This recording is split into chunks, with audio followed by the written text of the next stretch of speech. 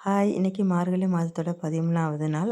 4:00க்கே ready ஆயிட்டு வந்துட்டு, வாசல்லாம் அழைச்சிட்டு தீபம் போட வந்தேன். கோலம் போட வரப்ப கரெக்ட்டா அந்த பூனைக்குட்டி வந்து பார்த்துட்டு நின்னுச்சு. டெய்லிக்கும் வந்து ஒரு விசிட்ட போட்டுட்டு போகும். அதோட கோலம் போட்டுட்டு, விளக்கேத்திட்டு சாமிய உள்ளார அழைச்சிட்டு, உள்ளார போயி நம்ம பூவெல்லாம் எடுத்து பூஜைக்கு வேண்டியதெல்லாம் ரெடி பண்ணி பூஜை பண்ண ஆரம்பிச்சோம்.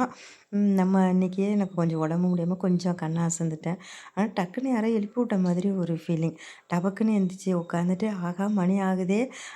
எங்க அப்பா எனக்காக பார்த்துக்கிட்டு இருப்பாங்களே, எங்க இன்னும் வரல, என்னைய வந்து அழைக்கல, பூஜை பண்ணலேன்னு சொல்லிட்டு கடகடன்னு எந்திரிச்சு ஓடியாந்தேன். ஆமா, நம்ம ஒரு விஷயத்த வந்து நம்ம எண்ணங்கள் தான் நம்ம வாழ்க்கைங்கிறாங்க. நம்ம நல்ல எண்ணத்தோட ஒரே சிந்தனையா இருந்தோம்னா, கண்டிப்பா அது வந்து நம்மள ஊக்கப்படுத்தும்.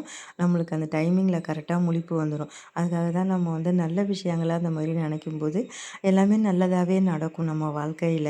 அது நல்ல விஷயங்கள், நல்ல எண்ணம் சிந்தனையோட இருங்கன்னு சொல்லுவாங்க. நம்ம கஷ்டத்த நம்ம கஷ்டத்தில முருகா, முருகா, முருகா நீ தான்ப்பா எனக்கு அத சரி பண்ணி குடுக்கணும். முருகா, முருகா எனக்கு ஒரு சொந்தமா ஒரு வீடு வேணும்ப்பா.